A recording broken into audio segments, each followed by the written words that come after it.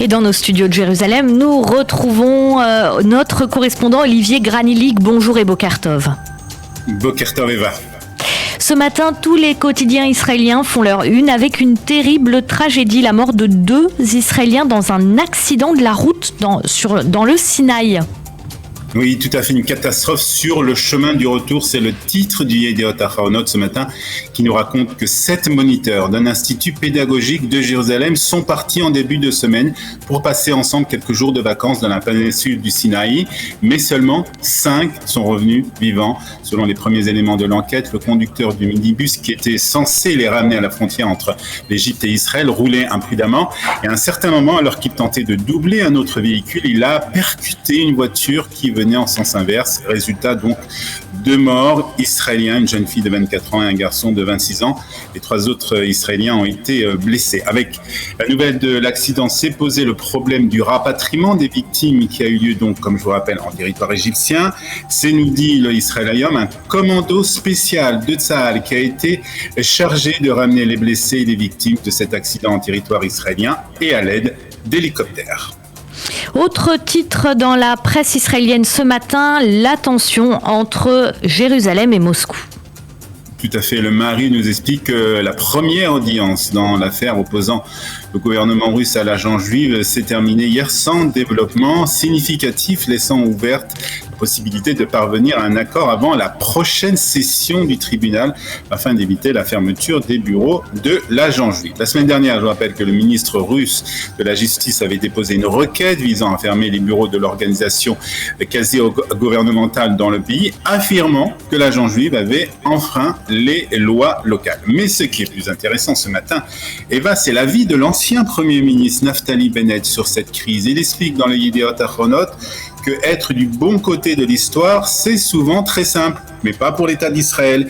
Il doit toujours veiller à la sécurité du pays et de ses citoyens, ainsi que celle des Juifs de diaspora. C'est la raison pour laquelle cette situation est plutôt complexe, nous dit ce matin Naftali Bennett. Et un autre titre de l'actualité israélienne ce matin, une jeune soldate qui déclare avoir été violée par un prisonnier de sécurité dans la prison de Gilboa. Une nouvelle polémique donc par rapport à cette prison de haute sécurité israélienne. Oui, en effet, selon des révélations qui ont été faites par la chaîne 12, selon lesquelles une jeune soldate israélienne aurait été livrée à un prisonnier. Elle a raconté comment elle s'est rendue compte qu'il y avait un commandant qui en fait était un terroriste palestinien avec du sang sur les mains qui contrôlait tous les officiers et personnels de la prison.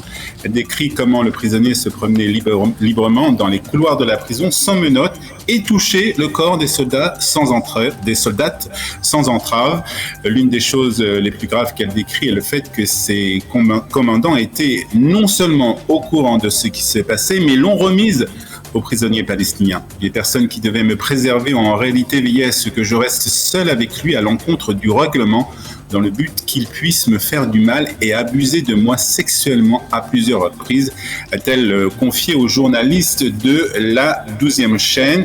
Honte à l'État d'Israël, a aussi déclaré cette jeune soldate qui demande une commission d'enquête indépendante soit mise en place. Politique à présent, le vendredi, c'est le jour de la publication des sondages en Israël et cette fois-ci, c'est la chaîne 12 qui ne déroge pas à cette règle. Tout à fait, un sondage publié par la 12e chaîne qui donne toujours le Likoud comme le plus grand parti d'Israël avec 31 sièges, suivi par le parti du Premier ministre Yair Lapid Yesh Atid avec 23 sièges. L'alliance Gidon Sa'ar Benny Gantz perd, elle, cette semaine 2 sièges par rapport à la semaine dernière et obtient un score de 11. Le parti de Itamar Ben-Gvir obtient, s'il se présente tout seul, sans Bezalel Smotrich, 7 sièges à la prochaine Knesset. Quant à la nouvelle formation créée cette semaine entre Ayelet Shaked et Yoaz Hendel, elle dépasserait le seuil d'éligibilité et obtiendrait 4 sièges. Selon ce sondage, donc, le bloc de Binyamin Netanyahu obtiendrait 57 sièges, donc pas suffisamment pour former un gouvernement. Si le parti de Ayelet Shaked se joint à Binyamin Netanyahu, il obtiendrait alors donc 61 sièges et donc pourrait former un gouvernement. High-tech à présent, Apple va s'installer à Jérusalem. En effet, Apple étend ses activités en Israël et ouvre un centre de développement à Jérusalem. C'est ce que rapporte le site économique de Globe.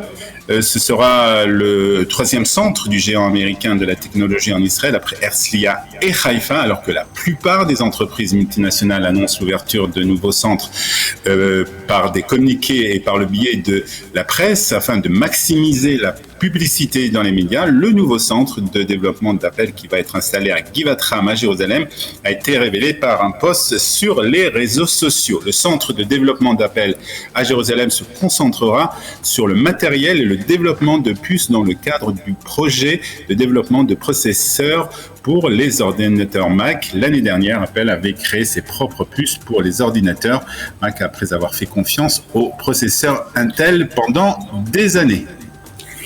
Et on termine par ce qui intéresse toute la presse israélienne, la météo de ce week-end. Oui, c'est surtout pour annoncer une vague de chaleur, une vague de chaleur qui a déjà commencé à se faire ressentir déjà hier. Elle va continuer ce Shabbat et une partie de la semaine prochaine. Les températures prévues aujourd'hui sont élevées, 31 à Tel Aviv, 33 à Jérusalem, 40 à Tibériade, 42 à Eilat. Une bonne raison donc pour rester bien au frais et à la maison pour ce Shabbat.